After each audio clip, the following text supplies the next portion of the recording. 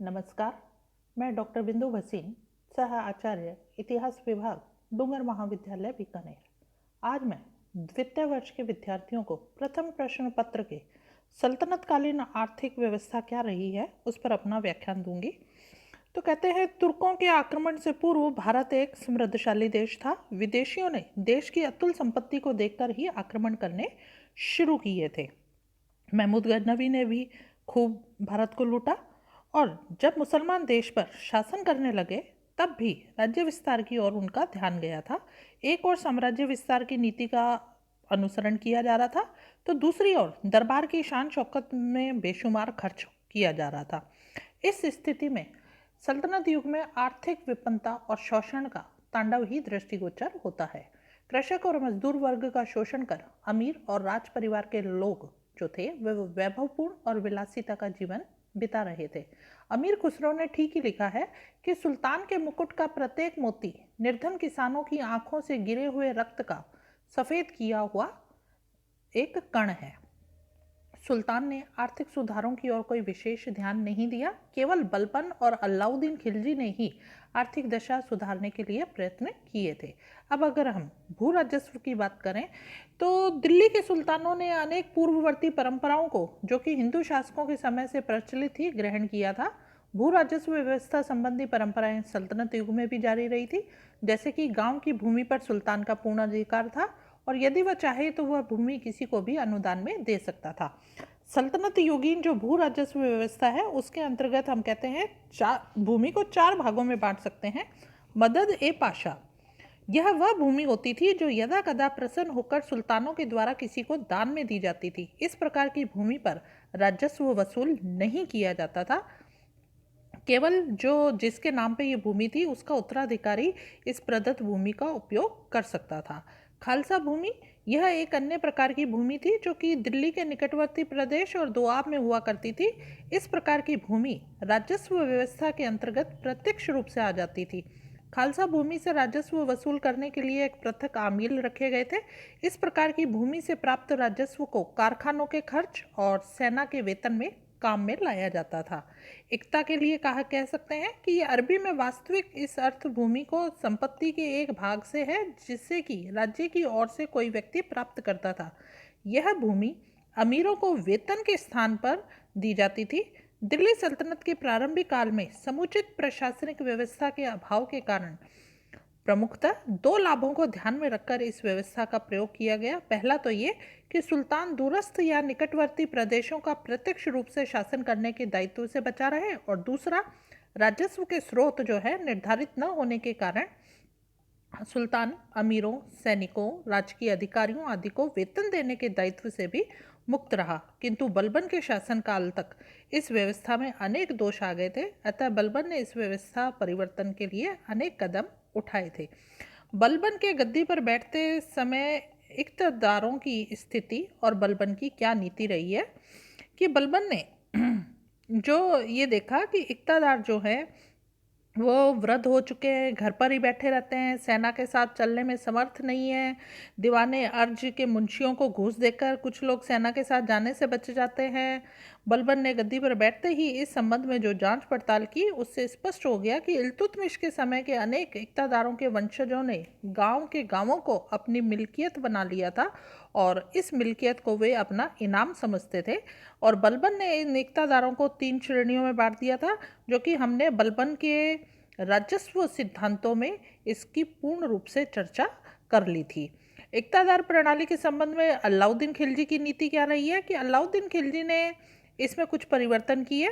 पूर्ण उन्मूलन करने की नीति उसने नहीं अपनाई। इसका कारण था साम्राज्य का विस्तार। अलाउद्दीन यह भली भांति समझता था कि दूरस्थ प्रदेशों में केंद्र द्वारा सीधा प्रशासन करने में पर्याप्त कठिनाई होगी, अतः उसने दूरस्थ प्रदेशों में अमीरों को इक्ताएं दी, किंतु उसने दिल्ली के निकटवर्ती प्रदेशों में इक्तादारी प्रथा को समाप्त कर दिया।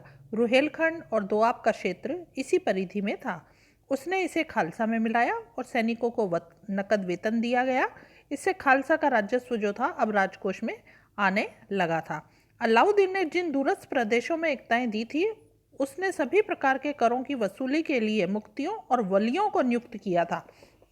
इन मुक्तियों और वलियों पर प्रशासन की ओर से कठोर नजर रखी जाती थी। सुल्तान हमेशा इस बात पर सचेत रहता था कि कहीं ये अधिकारी राजस्व धन की सही जानकारी को छुपा तो नहीं रहे हैं। अतः इनके सही जानकारी न दिए जाने पर इन्हें भी कठोर दंड दिया जाता था। बर्नी लिखता है कि अलाउद्दीन खिलजी के शासनकाल में उसका मंत्री शरफ जो था, शरफ काइनी, वो था पटवारियों के बही खातों को जांच के आदेश से मंगवाता था और उसे ये अधिकार था कि राजस्व की चोरी करने वाले अधिकारियों को बंदी गृह में वो डाल दे। अलाउद्दीन के पश्चात कह सकते हैं कि मोहम्मद तुगलक ही कुछ नियंत्रण इन पर स्थापित कर सका, अन्यथा कोई भी सल्तनत उत्तराधिकारी नियंत्रण इन पर स्थापित करने में सफल नहीं हो सका। चौथी भूमि जो है वो कृषि योग्य भूमि है। जैसे जैसे कहते हैं दिल्ली सल्तनत सुदृढ़ता को प्राप्त होती चली गई, वैसे वैसे सल्तनत ने कृषक वर्ग से राजस्व वसूल करने की व्यवस्था को भी सुदृढ़ स्वरूप प्रदान करने का प्रयत्न किया। सल्तनत काल में कृषि योग्य भूमि से जो राजस्व वसूल किया जाता था उसे खिराज कहा जाता था। इस प्रकार की कृषि योग्य भूमि को खिराज भूमि भी कहा जाता है। ऐसा प्रतीत होता है राधेश्याम के द्वारा कि 1206 से 1296 ईस्वी तक खिराजी भूमि, जो कि हिंदू और मुसलमान कृषकों के हाथ में थी, कुल उत्पादन का 1/5 भाग भू राजस्व के रूप में लिया जाता था। बलबन ने कृषकों को संतुष्ट रखने, कृषि उत्पादन की वृद्धि करने, उचित राजस्व की प्राप्ति पर बल दिया। मोरलैंड ने भी बलबन की नीति के विषय में लिखा है कि बलबन ने कृषि प्रधान राज्य की ग्रामीण अर्थव्यवस्था के प्रमुख सिद्धांत को निसंदेह समझ ही लिया था। उसने अपने बड़े पुत्र बुगरा खां से भी ये कहा था कि खिराज वसूल करते समय मध्यम मार्ग अपनाना। खिराज वसूली इतनी अधिक ना हो कि जनता दरिद्र बन जाए और इतनी कम भी ना हो कि धन की अधिकता से जनता जो है वो विरोधी रुख अपना ले। कृषि योग्य भूमि संबंधी अलाउद्दीन की नीति क्या रही है? अलाउद्दीन ने कुछ पैदावार का 1/2 भाग तो राजस्व कर के रूप में निर्धारित किया। राजस्व कर नकद और अनाज दोनों ही रूपों में लिया जाता था। अपने उद्देश्यों की पूर्ति के लिए अलाउद्दीन ने राजस्व विभाग का भी पुनर्गठन किया। विभाग के अध्यक्ष की सहायता के लिए नायब ए वजीर और नायब ए मुमालिक की नियुक्ति की। अलाउद्दीन ने हिसाब किताब की देखभाल के लिए मुस्तफ़ी ए मुमालिक की नियुक्ति की। परगनों में आमिलों, मुहसिलों, मुशरिफों, नवीसंदों की नियुक्ति भी की। नायब ए वजीर के कार्यालय में इन्हें अपनी रिपोर्ट देनी होती थी। पटवारी के बही खाते में एक भी जीतल यदि राजस्व वसूल करने वाले अधिकारी के पास निकलता था तो उसे कठोर दंड दिया जाता था। कृषक राजस्व वसूल करने वाले अधिकारियों की आज्ञा के उल्लंघन का साहस नहीं कर सकता था। अगर वो ऐसा करता तो उसे पीटा जाता था। पटवारी के बही खाते और राजस्व वसूल करने वालों के हिसाब में भी असमानता जो अगर होती थी तो वो क्षमा करने योग्य नहीं होती थी। इतना होने पर भी कृषकों के पास जो रकम बकाया रह जाती थी उसे वसूल करने और उसका लेखा जोखा रखने के लिए मुश्तक राज विभाग खोला गया था। अलाउद्दीन ने खिराज वसूल करने के लिए जो कठोर नीति अपनाई थी उसकी सफलता पर संदेह है, क्योंकि उसकी इस व्यवस्था का मुख्य उद्देश्य जो था वो कृषकों का शोषण रोकना था। परंतु क्या इस व्यवस्था ने कृषकों का शोषण रोककर उन्हें खुशहाल बनाया? यह ठीक है कि उसकी इस व्यवस्था ने संपन्न लोगों को भी कर देने पर बाध्य किया, किंतु कृषक वर्ग अपनी आय का 1/2 भाग कर के रूप में देना अगर कर रहा है, ये इस तरह से कर दे रहा है तो वो कष्टप्रद ही रहा होगा। मोहम्मद तुगलक की कृषि संबंधी नीति।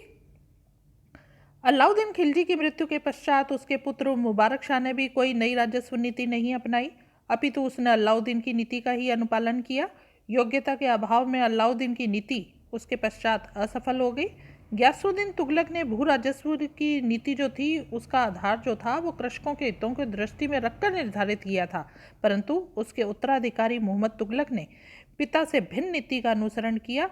उसकी नीति के बारे में हम कह सकते हैं कि जैसे दोआब में कर वृद्धि, ये हमने मोहम्मद तुगलक की योजनाओं में हम इसको बहुत विस्तृत रूप से पढ़ चुके हैं कि और कृषि की उन्नति किस तरह से की। उसने कृषि विभाग का एक अलग से निर्माण किया था और किस तरह से उसका ये प्रयोग भी असफल हो गया था। मोहम्मद तुगलक के पश्चात की क्या स्थिति रही है कि उसके उत्तराधिकारी फिरोज तुगलक के सम्मुख जहां एक और राजकोष रिक्त था, वहीं दूसरी ओर दोआब और उसके निकटवर्ती प्रदेशों में दुर्भिक्ष का तांडव नृत्य था। कृषक वर्ग जो था वो जर्जरित अवस्था में था, यानी कि बहुत ही बुरी स्थिति में था। फिरोज शाह ने सभी स्थानों के कृषकों के साथ समान नीति अपनाई। गृह कर और चराई कर को छोड़कर अन्य उपकरों को समाप्त कर दिया। कुल पैदावार का 4% भू राजस्व कर के रूप में निर्धारित किया और जिन गांवों में नहरों से सिंचाई होती थी वहां पर पैदावार का 1/10 भाग जल कर के रूप में लगाया गया। फिरोज शाह तुगलक की मृत्यु के पश्चात कहते हैं तुगलक वंश का तो पतन हो गया और जो सत्ता है वो सैयद वंश के हाथों में आई। इस काल में सुल्तान की शक्ति क्षीण हो गई थी, जमींदारों की शक्ति का विकास हुआ था। सैयदों के पश्चात लोधी वंश के शासनकाल में भू राजस्व की दर जो है उसकी पैदावार जो है वो 1/4 की बनी रही। अलाउद्दीन खिलजी के बाजार नियंत्रण का क्या उद्देश्य था कि वो एक बड़ी जो विशाल सेना रखी थी उन सैनिकों को एक वेतन सही उस पर देना चाहता था। इस चीज़ को हम अलाउद्दीन खिलजी के बाजार नियंत्रण में विस्तृत रूप से पढ़ चुके हैं।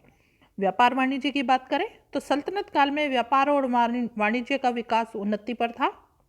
मार्को पोलो और इब्न बतूता के विवरणों से पता लगता है कि कालीकट और भड़ोच उस समय के प्रसिद्ध बंदरगाह थे। खंबात का उल्लेख भी एक प्रसिद्ध व्यापारिक केंद्र के रूप में मिलता है। आंतरिक और बाह्य व्यापार उन्नति पर थे। आंतरिक व्यापार के लिए हम कह सकते हैं कि यह कार्य मुख्यतः वैश्य जाति के लोग करते थे। गुजराती, मारवाड़ी, खुरासानी, मुल्तानी अपनी व्यापारिक क्षमता के लिए प्रसिद्ध थे। व्यापारी काफिलों में एक स्थान से दूसरे स्थान तक आया जाया करते थे। व्यापारी लोग कर्नल टॉड ने 40,000 तक बैल वाले काफिलों का उल्लेख किया है। शहरों में बाजार, ग्रामों में हाट लगाई जाती थी। सड़कों और पगडंडियों का प्रयोग एक स्थान से दूसरे स्थान तक जाने के लिए होता था।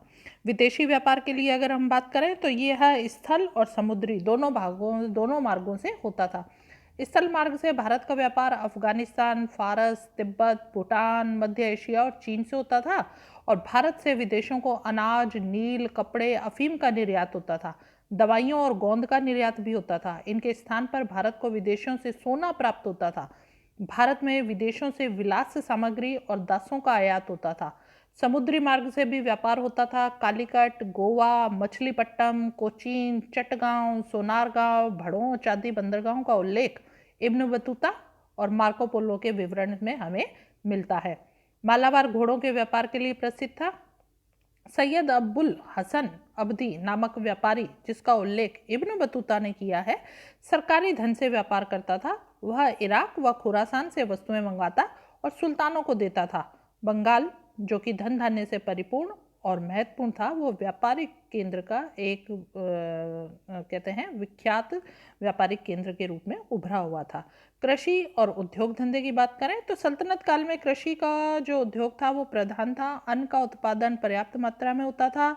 वस्तुएं सस्ती बिकती थी और अलाउद्दीन के शासनकाल में जितने हमने जैसे गेहूं है 5 जीतल प्रति मन, क्या धान जो है 5 जीतल प्रति मन, गेहूं 7.5 जीतल प्रति मन, ये सब हमने अलाउद्दीन के बाजार नियंत्रण में पढ़ लिया है।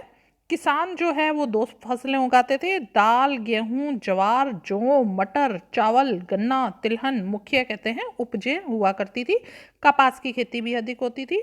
मार्को पोलो ने बताया है कि उस समय कपास के 6 कदम ऊंचे पौधे होते थे। फलों के बाग लगाए जाते थे, अंगूर, सेब, आम, नारंगी, छुआरा, ये सब, अंजीर और बहुत होता था। सुल्तानों को बाग लगाने का भी बहुत शौक था और हमने पढ़ा था कि फिरोज तुगलक ने भी 1200 बाग लगवाए थे। वस्त्र उद्योग की बात करें तो वस्त्र उद्योग प्रमुख उद्योग था।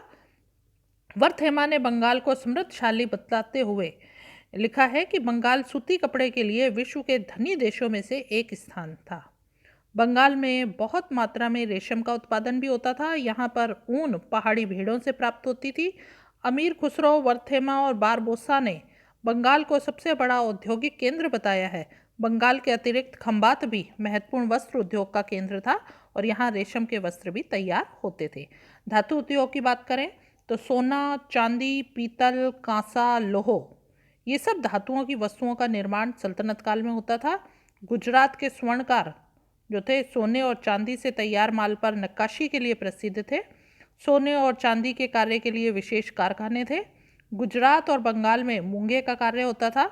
फतेहपुर सीकरी, बिहार, बरार कांच की वस्तुओं के निर्माण के लिए प्रसिद्ध थे। हाथी दांत का भी कहते हैं कार्य होता था। चीनी उद्योग भी उन्नत अवस्था में था। इस उद्योग का प्रमुख केंद्र बंगाल था। चर्म उद्योग का प्रमुख केंद्र यानी कि चमड़े का प्रमुख केंद्र गुजरात था। मार्को पोलो के अनुसार चमड़े की चटाइयाँ जो होती थी उन पर सुंदर पशु पक्षियों के चित्र बनाए जाते थे। चर्मकार जूते, मश्क और कृषि के कार्य आने वाली चमड़े की वस्तुओं का निर्माण करते थे। कास्ट उद्योग के बारे में करें तो ये बहुत ही उन्नति पर था। पलंग, खूंटी, दरवाजे, खिलौने आदि लकड़ी के बनाए जाते थे। कागज उद्योग की बात करें तो ये दिल्ली और गुजरात इसके लिए प्रसिद्ध थे। कागज विशेष रूप से सरकारी कार्य और पुस्तकें लिखने के लिए प्रयोग किया जाता था। शिल्प की बात करें तो अमीर खुसरो लिखता है कि उस युग में दिल्ली के भवन निर्माण और शिल्पकार संपूर्ण मुस्लिम जगत में सर्वश्रेष्ठ कलाकार थे। शिल्पकारों को राजकीय संरक्षण प्राप्त था। अलाउद्दीन ने कहते हैं 70,000 कारीगरों को भवन निर्माण के लिए आश्रय दिया था। फिरोज तुगलक के शासनकाल में भी 4,000 दासों को भवन निर्माण का प्रशिक्षण दिया गया। यही नहीं, ईंटें बनाने और तराशी के कार्य में भी कुछ लोग निपुण हो गए थे। इस प्रकार हम स्पष्ट कर सकते हैं कि सल्तनत काल में दिल्ली के सुल्तान किसी निश्चित आर्थिक नीति का तो पालन नहीं कर सके। यहाँ तक कृषि, उद्योग धंधों और व्यापार का प्रश्न है। तैमूर के आक्रमण ने इसे भयंकर आघात प्रदान किया था। फिर भी यह तो हमें मानना ही होगा कि बलबन और अलाउद्दीन खिलजी जैसे शासकों ने जो नीतियाँ अपनाई वह सल्तनत युग की दृष्टि से अत्यंत महत्वपूर्ण थी। धन्यवाद।